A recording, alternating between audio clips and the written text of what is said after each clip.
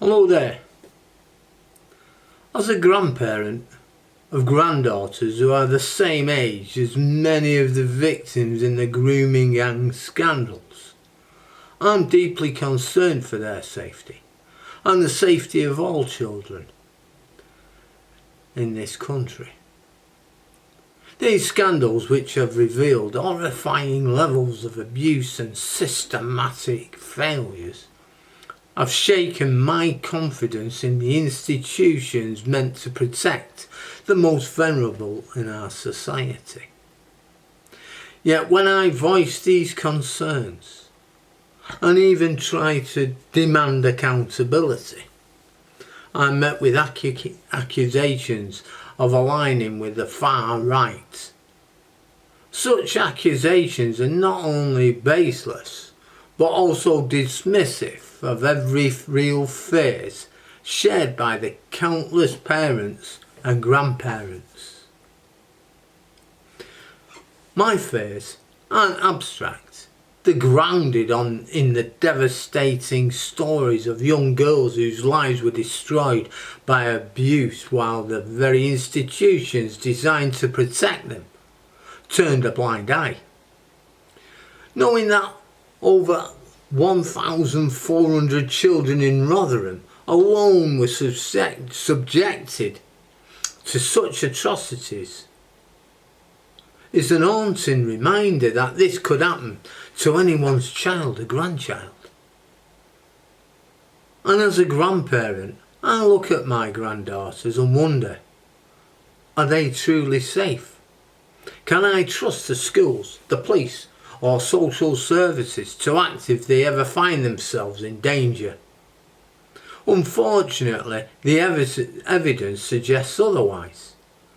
Time and time and time again, we've seen cases where the warnings were ignored, victims were silenced or disbelieved, and perpetrators were allowed to continue their crimes. Now, this isn't paranoia.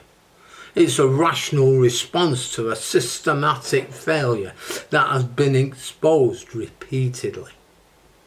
When institutions prioritise political correctness, reputational damage, or bureaucracy over the safety of children, how can any parent or grandparent feel confident? And in voicing my concerns, I've encountered deeply troubling narratives, particularly the inquiry or accountability of grooming gangs is jumping on the bandwagon of the far right. And I find that deeply, deeply divisive. To suggest that I or any other grandparent concerned about their grandchildren's safety is somehow aligned to extremist ideologies is gross mischaracterization. My concerns aren't political. I like to consider them as moral and as human. I want justice for the victims. I want accountability for the perpetrators. And I want a reassurance that no other child will endure such horrors. Now, how is that far right? Labelling legitimate concerns as extremists serves only to silence debate and deflect responsibility. It shifts focus away from the failures of those in power and onto the character of those demanding answers. This tactic is not only dishonest but also dangerous, as it discourages open dialogue and perpetrates the very culture of denial that allowed these crimes to flourish in the first place. Now, the impact of these scandals is not confined to the victims alone. It ripples through families and communities. For the families of victims, the lack of accountability and the justice is a second betrayal. They entrusted their children to a system that failed them. And now they must watch as their concerns are dismissed or politicised. As a grandparent, I feel their pain deeply. I really do. To imagine the suffering of these children. Children could be so easily have been my own grandkids. I think it does play on my mind. And yet, we demand justice for the families we're accused of ulterior motives. The gaslighting is not only unfair, but also profoundly damaging. And what do I want? And many others want is simple.